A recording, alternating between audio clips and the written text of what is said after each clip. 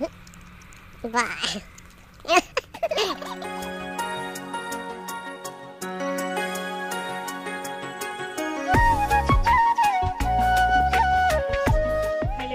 खुलुमबाय गिबियावनो लोगोसे आंनि दोस्रि फुंखा YouTube चेनेलाव नोंथांमोन बयखौबो बरायनानै लाग्रोनाय जाबाय। ओमफ्राय दिनै जोङो मोनसे गोदान भिडिअ लानानै फैलायबाय मुथुजों आंजों। दिनै माने जोङो माबायावहाय थांनो नागिरदों अदालगुरियाव डक्टरनियाव थांनो नागिरदों आरो आंनि बे PCOS बा PCODनि मुलि जानाया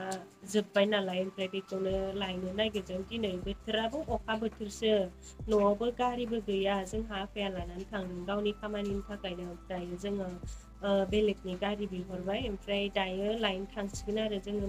मुलि लायथ'नो आरो माबाफोर फिसा फिसा खामानिफोरबो ओंखारबावनो हागौ नामाथाय जेखिजाया थांग्रोनोसै। ओमफ्राय बेखौनो आङो दिनै एसे ब्लग भिडिअ बानायलांनो नागिरदों। जायफोरा आंनि भिडिअ नायनो मोजां मोनो जोबजासिम नायलांबानो जाबाय। दिनै माने जोङो थांबाबाबो जेबो आल्ट्रासाउन्ड खालामजाया माथ्र' मुलिल' लायगोन। आङो जानाया जोबथारबासो माने मास मोनथाम क्लियार जाबासो आल्ट्रासाउन्ड खालामजागोन होननानै सानदों आरो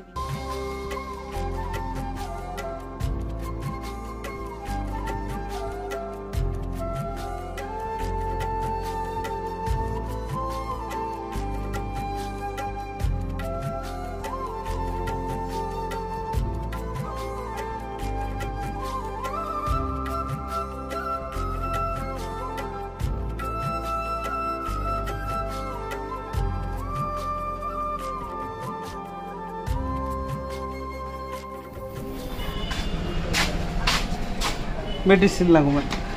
औ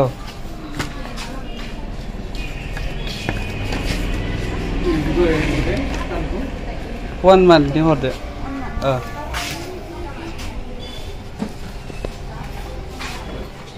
आच्छा बे मेडिसिनथ' गेसनि दावाय हरफायाखै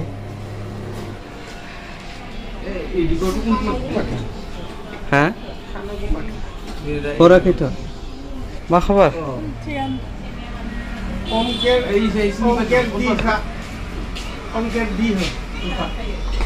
गैया न' লাগে কি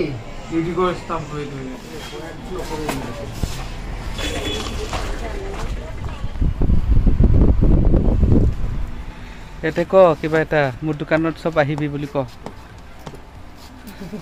यूट्यूबर ক'ব লাগিব না ক हाँ बोल दीजिए आप दुकान का नाम क्या है बोलो बोलो कहाँ पे है स्टेशन रोड अरे बोलना ठीक से बोलो मुलिखौ लाखांबाय जोङो मुलि लायनायाव आङो थांफालायासै गारियावनो थाबाय मुथुआ लायबाय आरो ओमफ्राय नैबेयावहाय आङो ब्लाउस मिटार लाबोनो होननानै हाबबोदों सिगाङावबो जोङो बिनियावनो लायबाय थायोमोन ओमफ्राय गोबाव जाबायमोन लायैया दिनै लायफिनदों आरो आङो जोंना अदालगुरियाव फैनाया खामानिया मोननैसो जोब्बाय मुलि लांफायदोंमोन ना मुलिखौथ'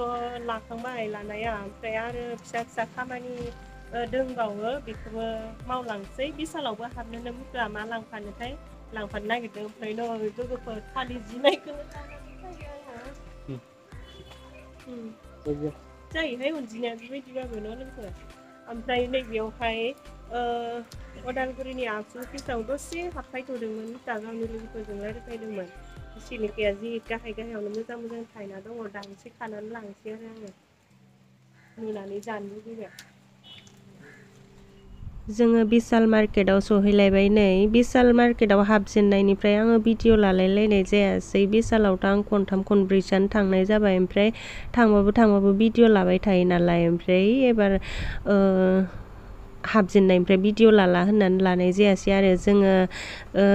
माबायाव मोनहैबाय 3 तालायाव मोनहैबाय आरो ना गोजौआव मोनहैबाय ओमफ्राय नैबेखौ एसे फसायदों आरो आंथ' सेन्देलसो लायनो थांदोंमोन बिशालाव नाथायबा सेन्देलखौनो फसायनायखौनो मोनासै ओमफ्राय बेखौसो फसायबाय आं बासन होग्राखौ आखायाव गानना नायदों र' जागोन ना जायाथाय एसे गिदिर माने गोजां बोथोरफोराव बासन सुनो मोजां जायोना बिदिजों ओरैनोथ' गरम बोथोरावबो मोजां जागोन आखायाव एसेबां लेथ्रा नांनाय नङा ओमफ्राय मुथा लानो थिननायखाय लास्राबाय आङो ओमफ्राय नैबेयो लबरनि हासिब जोंहा हासिब लाबोनाया जा बायस'बाय थायो मोजांखौनो मोनस्रायाखै आरो हासिबखौनो ओमफ्राय बेयाव लबरनि हासिब नुनायखाय मोजां जागोन नामा होननानै एसे लाना नायनो नागिरदों आरो ओमफ्राय सिबनानैबो नायदों आङो सिबना नायनायावथ' मोजां मानिखौनो मोनदों मोननायालाय ओमफ्राय माथो खालामनो लास्रानोसै आरो गंसे ओमफ्राय नै बियो मोदोम हुग्राखौबो मुथुआ लानो थिनदोंमोन आंखौ ओमफ्राय मानो नांगौ आखाइजोंनो हुगोन होननानै आङो लायासै ओमफ्राय मुथुखौ होनदों आरो आङो दे नोंनि आखाइया गुसुं नोंहासो मोदोम हुनो मोनहाया नोंहा हुना नाय नोंनो मोजां जागोनदां होननानै ओमफ्राय बेलाय फसायमारदोंमोन नाथायबा आं लानो होआसै मानो नांगौ होननानैनो बेलाय माथो साबोन दोनग्रा बेखौ लानोसै बेसेबां बेलाय 10 थाखा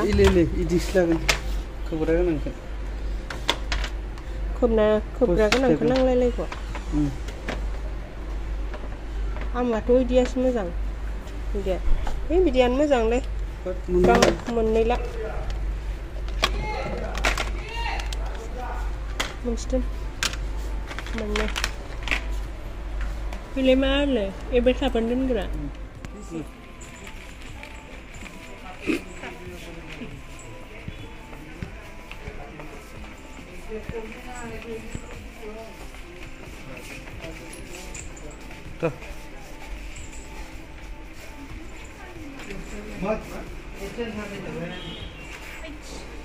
माने न'आव थांबाला आं मानो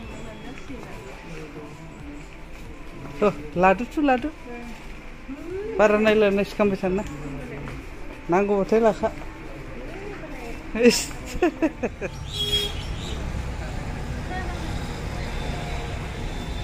जामुता मा लाबोसोखोथाय हनै दिखांगलायनो हायाखै मालायसो खादासे लाबोखाबाय मा लाबोखो मुतु हा नायनोला आयौ माबा बायखो बेबा जोङो बिशालनिफ्राय ओंखारबोबाय ओमफ्राय नैबे गथ'आ स्कुल ड्रेस गाननाय साथा लानाया बियो आंखौ नायबाय थादों आरो ओमफ्राय नायबाय थानानै ओरैबायदि बुंदों आरो आंखौ माम्मि 10 थाखा आसिना होननानै बुंदों आरो फैसा बिदों आंनाव ओमफ्राय आं थब खोनासनबाय ओमफ्राय खोनानानै नायबाय आरो मानसिखौ हाव माथो स्कुल ड्रेस गाननायसो आरो मानो फैसा बिदों होननानै ओमफ्राय आङो मुथुनो खोन्थाबाय आरो बे गथ'आ आंनाव फैसा बिदोंमोन मेथाइफोर जानो लुगैदोंदां होननानै ओमफ्राय मुथुआ फैसाखौ होथारा आरो बिसोरो स्कुल ड्रेस गाननानै बेबायदि फैसा बिदावनानै फैसा मोनदावब्ला आरो बेबायदिनो खालामबाय थागोन बिदि खालामदावनानै आरो फैसा मोनदावबाथाय बिदावबाय थानाय जालांगोन नांगौबा आं मेथाइखौनो बायनानै होगोन होननानै मेथाइ बायनानै हरबाय आरो ओमफ्राय गथ'आ मेथाइ मोननायखाय थांबाय मेथाइ जानोनो लुगैमारदोंमोनदां मानसिया ओमफ्राय जोङो उदालगुरिनिफ्राय दायो रौता फारसे फैलायबाय आङो सेन्देलखौ रौतायावसो लानो होननानै सानबाय आरो र' नाहैनि रौतायाव मोजां मोनगोन ना मोना नै सेन्देलखौ नायगासिनो आङो सेन्देलफोरानो जोरस्राया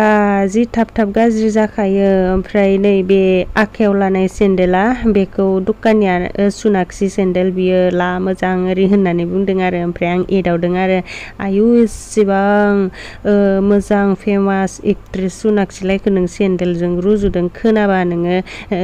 गाज्रि मोनजागोन होननानै आं ओरैनो गाजायदावबाय आरो ओमफ्राय गिखोसो ना माखोथाय ओमफ्राय सुनाक्सि नङा टप सिटिसो होननानै बुंबाय आरो अबेसे सेन्देलनि नामानो टप सिटिखामोन लाबाय ओमफ्राय आङो सेन्देलखौ 500नि नङा 550नि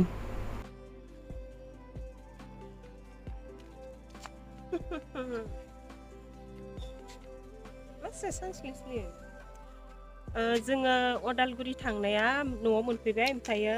नै बेखौ लाबोफादों आरो मुथुआ बिशालनिफ्राय माबा दोननोनो दखाननि सेन्देलखौ एसे साजाय दोननोनो ओमफ्राय आंबो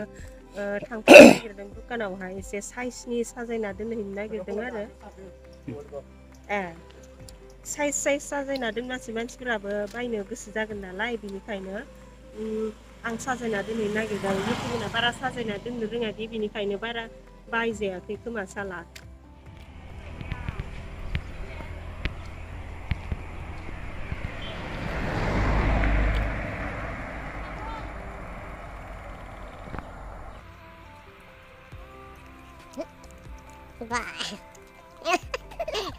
दुकानाव सहैबाय आङो नै सेन्देलखौ बेबायदि दोनबाय आरो हौवासानिखौ हौवासानि ओमफ्राय हिन्जावसानिखौ हिन्जावसानि एक्सट्रा दोनबाय आङो जाला माला दोनथारना बिसोरो बारा रोङा हिन्जावफोरनि बादि जाया खामानिफोरा हौवाफोरनिया बेनिखायनो